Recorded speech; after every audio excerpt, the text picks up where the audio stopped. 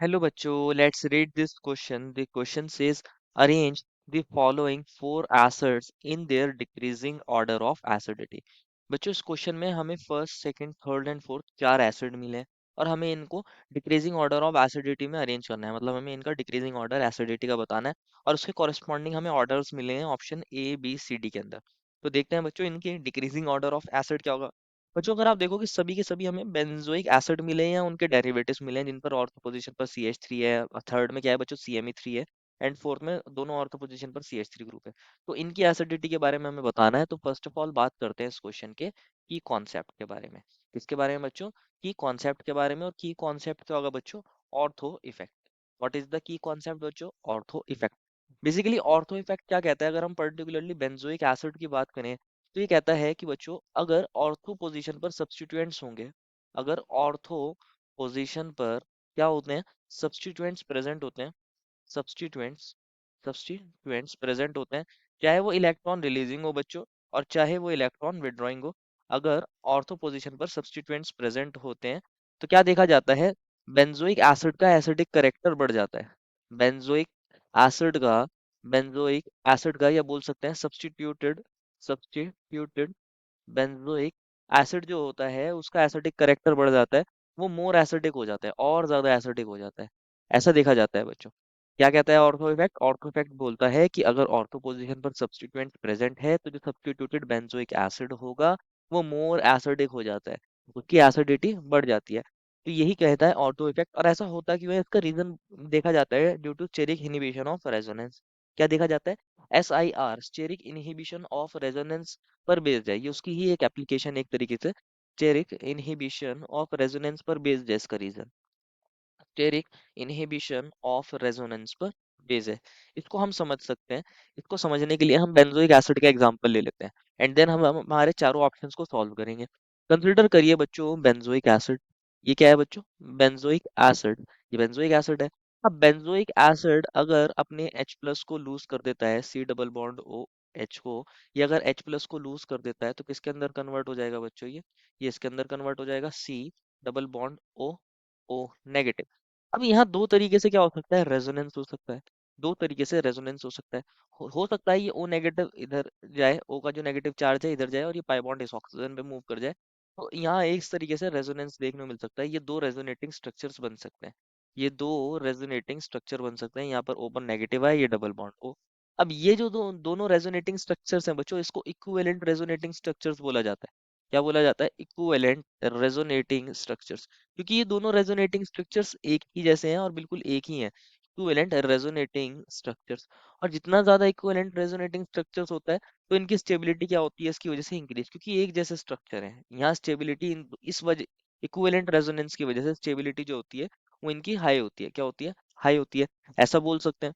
और दूसरी तरीके से रेजोनेंस कैसे देखने को मिल सकता है बच्चों? हो सकता है ये अगेन हमारे पास ये जो CO नेगेटिव फॉर्म हुआ था बच्चों, इसको आप ऐसे लिख सकते हो। यहाँ पर O पर नेगेटिव, ये डबल बॉन्ड इधर जा सकता है, ये इधर मूव कर सकता है।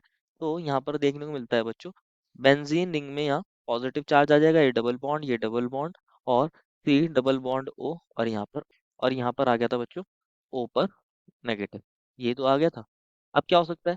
अगेन ये वाला पाई बॉन्ड इधर मूव कर सकता है, ये वाला पाई बॉन्ड इधर मूव कर सकता है। तो यहाँ पॉजिटिव चार्ज आ जाएगा, डबल बॉन्ड C O पर नेगेटिव, O पर नेगेटिव। अगेन क्या हो सकता है बच्चों? ये पाई बॉन्ड इधर मूव कर सकता है और क्या बन सकता है? और यहाँ पर पॉजिटिव चार्ज है, डबल बॉन्ड C O पर नेगेटिव, O पर नेगेटिव। एंड लास्टली ये नेगेटिव चार्ज इधर जाए और ये पाई बॉन्ड इधर मूव हो जाए। तो इस तरीके से इसका एक और रेजोनेटिंग स्ट्रक्चर बन सकता है बच्चों। ये डबल बॉन्ड O पर नेगेटिव और अगेन ये बेंजीन रिंग के अंदर पाई बॉन्ड यहाँ पर आ गया होगा, ये और ये। तो इस तरीके से भी रेजोनेंस हो सकता है। ये तो एक रेजोनेंस हो ही रहा है बच्चों। ये तो एक नॉर्मल रेजोनेंस है। यहाँ इक्विवेलेंट रेजोनेंस नहीं हो रहा, लेकिन ऊपर जो हो रहा था वहां इक्विवेलेंट रेजोनेंस हो रहा था। यहाँ पर इक्विवेलेंट रेजोनेटिंग स्ट्रक्चर्स बन रहे थे। और इक्विवेलेंट रेजोनेटिंग स्ट्रक्चर की वजह से क्या हो रहा था? स्टेबिलिटी ज्यादा आती है as compare to normal resonance.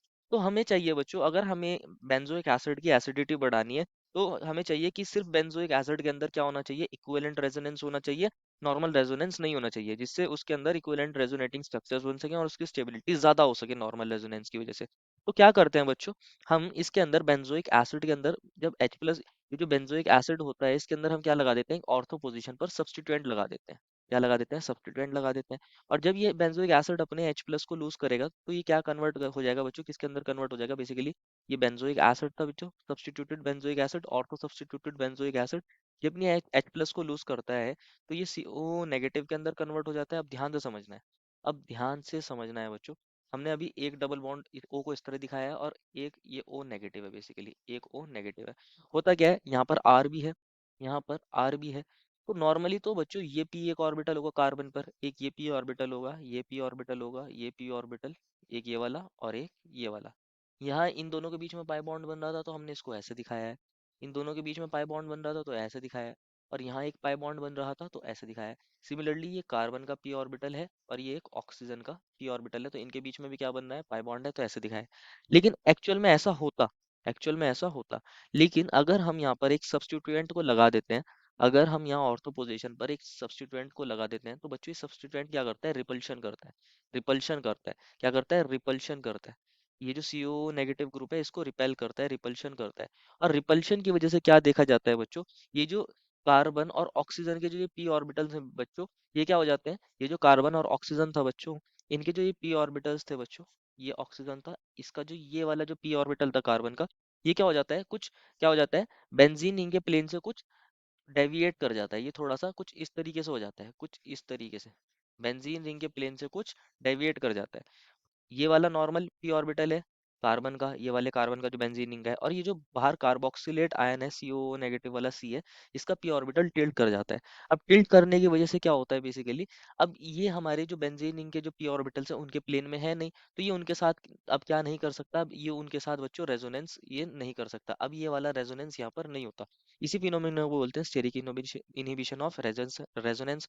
और क्योंकि अब ये यहाँ पर ये जो CO नेगेटिव ग्रुप है बच्चों, ये बेंजीन रिंग के साथ क्या नहीं कर सकता, रेजोनेंस नहीं कर सकता।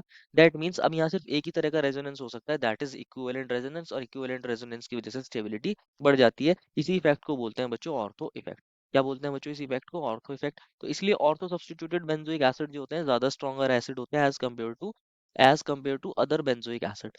तो बच्चों क्या मिला है हमें ऑप्शन फर्स्ट के अंदर, COOH। और सेकंड ऑप्शन के अंदर मिला था बच्चों, सेकंड ऑप्शन के अंदर मिला था यहाँ पर COOH ही है इस बार, लेकिन यहाँ इस बार एक CH3 ग्रुप है। ये सेकंड ऑप्शन था बच्चों। थर्ड ऑप्शन के अंदर क्या मिला था बच्चों, यहाँ COOH था, और यहाँ पर क्या मिला है बच्चों, इस बार यहाँ CMe3 ग्रुप मिला है। CMe3 ग्रुप को आप ऐसे लिख सकते हो, एक Me, ये दूसरा Me और ये थर्ड Me, ये थर्ड कंपाउंड था बच्चों। एंड जो फोर्थ कंपाउंड मिला था ना बच्चों, फोर्थ कंपाउंड मिला है उसके अंदर इस वाली ऑर्थो पोजीशन पर भी, इस वाली ऑर्थो पोजीशन पर भी CH3 ग्रुप अटैच है, और इस वाली ऑर्थो पोजीशन पर भी CH3 ग्रुप अटैच है। दोनों पोजीशन पर CH3 ग्रुप अटैच है। तो अब आप समझ ही चुके हो बच्चों ऑर्थो इफेक्ट को। तो आप जानते हो बच्चों first second third and fourth में ये तो बात पक्की है, क्योंकि फर्स्ट में कोई ऑर्थो पोजीशन पर सब्स्टिट्यूएंट नहीं है तो उसकी एसिडिटी कम होगी। अगर हम एसिडिटी का ऑर्डर लिखना चाहें, एसिडिटी का जो ऑर्डर होगा फर्स्ट तो लीस्ट एसिडिक होगा, फर्स्ट जो होगा बच्चों वो लीस्ट एसिडिक होगा among first second third fourth, क्योंकि फर्स्ट में कोई ऑर्थो पोजीशन पर सब्स्टिट्यूएंट नहीं है। ऑप्शन सेकंड में एक CH3 ग्रुप है, ऑप्शन थर्ड में भी एक CMe3 ग्रुप है, एक ही ऑर्थो पोजीशन क्या है बच्चों, सब्स्टिट्यूटेड है। लेकिन अगर आप ऑप्शन नंबर 4 में देखोगे तो दो दो CH3 ग्रुप है, दोनों पोजीशन ऑर्थो पोजीशन पर क्या है, CH3 ग्रुप है। यहाँ बहुत अच्छे से ऑर्थो इफेक्ट लग रहा होगा as compare to second and third, क्योंकि वहाँ सिर्फ एक एक ग्रुप है, यहाँ टू ग्रुप्स हैं, और दोनों ऑर्थो पोजीशन सब्स्टिट्यूट होने की वजह से यहाँ अच्छे से ऑर्थो इफेक्ट लगा रहा होगा, तो ये सबसे ज्यादा एसिडिक हो जाएगा। तो फोर्थ की एसिडिटी सबसे ज्यादा होगी। अब बात कर लेते हैं बच्चों किसकी, सेकंड और थर्ड की। सेकंड में क्या है, एक CH3 ग्रुप है स्मॉल, और थर्ड में क्या है बच्चों, ये CMe ग्रुप है, एक बड़ा CMe ग्रुप है। तो ये अच्छे से रिपल्शन कर रहा होगा, और ये CMe3 ग्रुप क्या कर रहा होगा, अच्छे से रिपल्शन कर रहा होगा, अच्छे से ऑर्थो इफेक्ट यहाँ पर देखने को मिल रहा होगा, क्योंकि यहाँ अच्छे से स्टेरिक इनहिबिशन ऑफ रेजोनेंस हो रहा होगा। तो यहाँ ऑर्थो इफेक्ट अच्छे से देखने को मिलेगा एज कम्पेयर टू सेकंड। तो क्या होगा, जो थर्ड होगा वो ज्यादा एसिडिक होगा, किससे बच्चों, सेकंड से। तो हम थर्ड की एसिडिटी सेकंड से ज्यादा बता सकते हैं। तो ये एसिडिक करेक्टर का ऑर्डर हो गया। इसके अपने ऑप्शन में चेक कर लेते हैं बच्चों, फोर्थ थर्ड सेकंड फर्स्ट, ये कहाँ मिला है बच्चों, हमें ऑप्शन नंबर बी में मिला है। A C D के अंदर ये वाला ऑर्डर नहीं मिला है। Therefore, final answer is option number B. I hope you understood it well and best of luck.